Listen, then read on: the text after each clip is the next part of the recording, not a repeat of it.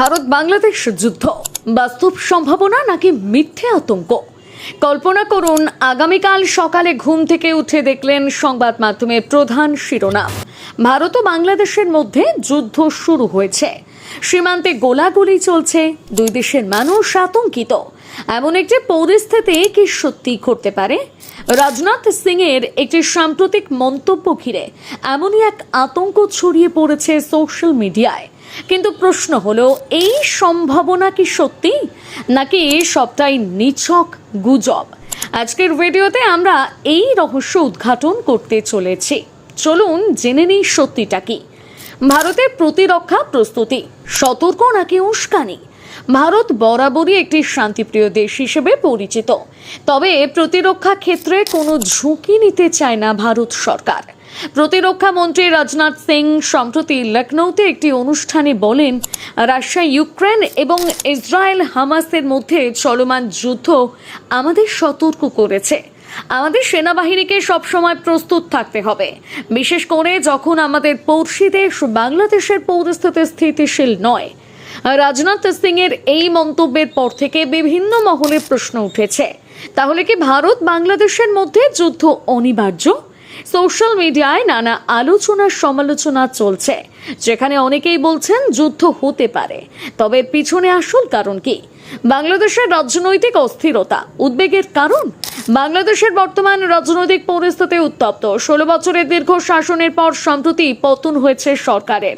অন্তর্বর্তীকালীন সরকার ক্ষমতায় এসে দেশের পরিস্থিতি শান্ত করার চেষ্টা করছে, তবে স্থিতিশীলতা পুরোপুরি ফিরিয়ে আনতে পারেনি। এই অস্থির পরিস্থিতি কি ভারতের জন্য হুমকি হতে পারে? বিশেষজ্ঞদের মতে বাংলাদেশের এই রাজনৈতিক অস্থিরতা ভারতের সীমান্তে সমস্যা সৃষ্টি করতে পারে। বাংলাদেশের অভ্যন্তরীণ সমস্যা যদি সীমান্তে ছড়িয়ে পড়ে, তাহলে ভারতের প্রতিরক্ষা প্রস্তুতি শক্তিশালী হওয়া প্রয়োজন। আর তাই প্রতিরক্ষা মন্ত্রী রাজনাথ সিং এই মন্তব্যকে শুধু সতর্কবার্তা হিসেবেই দেখা উচিত, উস্কানি হিসেবে নয়। বিশেষজ্ঞদের মতামত, যুদ্ধের আশঙ্কা কতটুকু? যদিও রাজনাথ সিং এর মন্তব্য অনেকের মনে উদ্বেগ তৈরি করেছে, বিশেষজ্ঞরা বলছেন ভারত ও বাংলাদেশের মধ্যে যুদ্ধের সম্ভাবনা খুবই কম। ভারতের প্রতিরক্ষা ব্যবস্থা শুধু দেশের নিরাপত্তা রক্ষার উদ্দেশ্যেই শক্তিশালী হচ্ছে, বাংলাদেশের সঙ্গে সংঘাতে জড়ানোর জন্য নয়। বিশেষজ্ঞদের মতে বর্তমান বৈশ্বিক পরিস্থিতিতে প্রতিটি দেশই নিজেদের নিরাপত্তা নিশ্চিত করতে চাইছে। রাশিয়া ইউক্রেনের যুদ্ধ, ইসরায়েল হামাস সংঘাত এবং বিশ্বের অন্যান্য অঞ্চলে চলমান অস্থিরতা সবই ভারতের মতন একটি দেশের নিরাপত্তা প্রস্তুতিকে বাড়ানোর পক্ষে সাপেক্ষ। তবে বাংলাদেশের পরিস্থিতি নিয়ে ভারতের প্রতিরক্ষা মন্ত্রী যে সতর্কবার্তা দিয়েছেন, তা সরাসরি যুদ্ধের হুমকি হিসেবে দেখা উচিত নয়। বাংলাদেশের প্রতিক্রিয়া উদ্বেগ নাকি কূটনৈতিক বিচক্ষণতা? রাজনাথ সিং এই মন্তব্যের পর বাংলাদেশে বিভিন্ন মহলে মিশ্র প্রতিক্রিয়া দেখা দিয়েছে। অন্তর্বর্তীকালীন সরকারের পররাষ্ট্র উপদেষ্টা তৌহিদ হোসেন এই বিষয়ে বলেছেন, ভারত ও বাংলাদেশের মধ্যে যুদ্ধের সম্ভাবনা নেই বললেই চলে। তবে প্রতিরক্ষা মন্ত্রীর এই মন্তব্য শুনে আমি অবাক হয়েছি।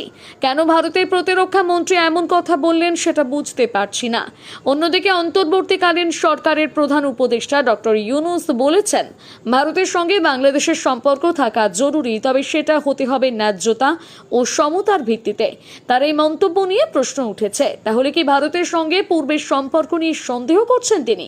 এই প্রশ্নের কোনো সরাসরি উত্তর না মিললেও এটি বুঝতে পারা যায় যে বাংলাদেশের এই মন্তব্য নিয়ে কিছুটা উদ্বেগ রয়েছে। এবারে বলে উপসংহার, অর্থাৎ যুদ্ধের সম্ভাবনা নাকি শান্তিপূর্ণ সমাধান? শেষ পর্যন্ত প্রশ্ন থেকেই যায়, ভারত ও বাংলাদেশের মধ্যে যুদ্ধের সম্ভাবনা কতটুকু? বিশেষজ্ঞদের মতে যুদ্ধের চেয়ে শান্তিপূর্ণ সমাধান বেশি সম্ভাব্য। আর রাজনাথ সিং এর মন্তব্যকে হুমকি হিসেবে না দেখে বরং সতর্কবার্তা হিসেবে দেখা উচিত। তবে বর্তমান পরিস্থিতিতে সতর্ক থাকা অপরিহার্য এবং এটাই সবচেয়ে বুদ্ধিমান পদক্ষেপ। আপনারা কি মনে করেন, ভবিষ্যতে ভারত বাংলাদেশের মধ্যে যুদ্ধে জড়ানোর সম্ভাবনা কি রয়েছে? আপনার মতামত আমাদের কমেন্ট বক্সে জানাতে ভুলবেন না।